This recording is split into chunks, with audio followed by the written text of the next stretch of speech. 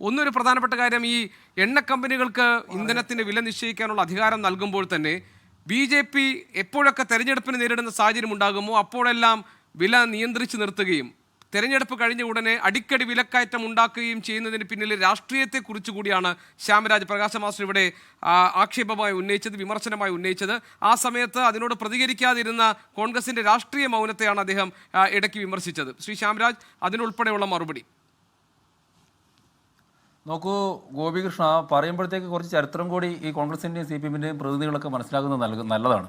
ഈ ക്ഷയിച്ച തറവാടുകളിലെ കാരണവർ മരിക്കാൻ നേരത്ത് അവരുടെ കടവും കടപ്പത്രവും എല്ലാം കൂടി വരും തലമുറകൾക്ക് വെച്ച് കൈമാറുന്നത് പോലെ 10 വർഷം ഭരിച്ചിട്ടുള്ള UPA സർക്കാർ 2014 തിരിച്ചിറങ്ങുമ്പോഴത്തേക്ക് പെട്രോളിയം ഉൽപ്പന്നങ്ങൾക്ക് അവർ കൂട്ടിവെച്ചിട്ടുള്ള ഒരു ഭീമമായിട്ടുള്ള ഏകദേശം 1.48 ലക്ഷം കോടിയും അതിൻ്റെ ഏകദേശം 1 ലക്ഷം കോടിയോളം വരുന്ന പലിശയും കൂടെ BJP NDA സർക്കാരിന്റെ തലയിൽ വെച്ചിട്ടാണ് പോയത്.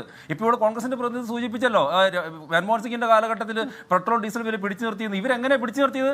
2005, 2010, 2014 വരെയുള്ള കാലഘട്ടത്തിനിടയ്ക്ക് ഈ ലോകത്താകമാനമുള്ള പെട്രോളിയം ഉൽപ്പന്നങ്ങൾക്ക് വില കൂടിയ സമയത്ത് രാജ്യത്ത് വില കൂട്ടുന്നില്ല എന്ന് പറഞ്ഞിട്ട് ജനങ്ങളെ കബളിപ്പിച്ചിട്ട് ഓയിൽ ബോണ്ടുകൾ അടിച്ചിറക്കി. ഓയിൽ ബോണ്ട് എന്ന് പറഞ്ഞാൽ എന്താ? കമ്പനികളോട് പറഞ്ഞു, നിങ്ങളിപ്പോൾ ജനങ്ങൾക്ക് ഓയിൽ കൊടുക്കണം, പെട്രോളും ഡീസലും മണ്ണെണ്ണയും കൊടുക്കണം, പകരം പണം ഞങ്ങൾ ഇപ്പോൾ തരില്ല, വരുന്ന സർക്കാരുകൾ അടച്ചുകൊള്ളുമെന്ന്.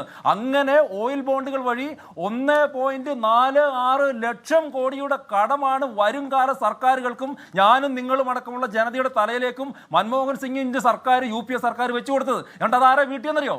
അവർ ഈ UPA സർക്കാർ, കോൺഗ്രസിന്റെ സർക്കാർ വാങ്ങിക്കൂട്ടിയ കടവും അതിന്റെ പലിശയുടെ പലിശയും അടക്കം ഏകദേശം 2.64 ലക്ഷം കോടി രൂപ BJP സർക്കാർ, നരേന്ദ്രമോദിയുടെ സർക്കാർ അടച്ചു തീർത്ത് എപ്പോഴാണ്? ഈ 2026 തുടക്കത്തിലാണ്.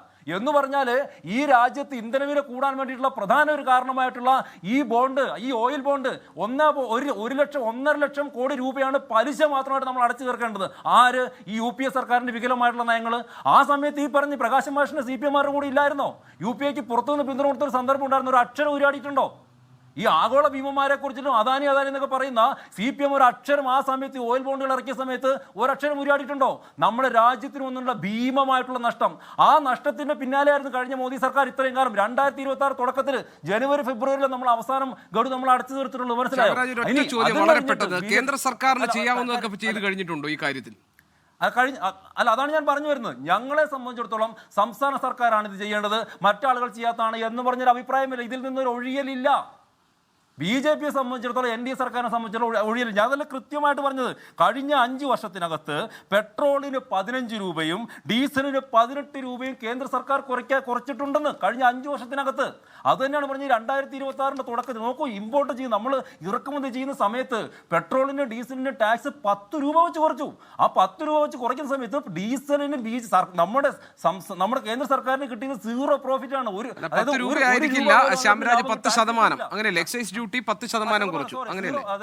രൂപയല്ല ശതമാനം. ഓക്കെ, കറക്റ്റ് ചെയ്യുന്നു. രൂപയല്ല ശതമാനം അത് കിട്ടിയിട്ടില്ല. അപ്പോൾ 0% എന്ന് പറയുമ്പോഴത്തേക്ക് 0 രൂപയാണല്ലോ. എന്തായാലും അങ്ങനെ കിട്ടെ. അപ്പോൾ അത്രമാത്രം കാര്യങ്ങൾ സർക്കാർ ചെയ്തിട്ടുണ്ട്. അതുകൊണ്ടാണ് ഞാൻ തുടക്കത്തിലേ പറഞ്ഞിട്ടുള്ളത്, ഈ ലോകത്തിലെ ഇത്തരത്തിലുള്ള ഒരു മാറ്റം ഉണ്ടാകുമ്പോൾ അതിനെ പിടിച്ചു നിർത്താൻ വേണ്ടിയിട്ട് നമ്മുടെ രാജ്യത്തെ ജനങ്ങൾക്ക് ഏറ്റവും ചെറിയ രീതിയിലുള്ള, അതിനെ ബാധിക്കുന്ന രീതിയിലുള്ള കാര്യങ്ങൾ ചെയ്തു.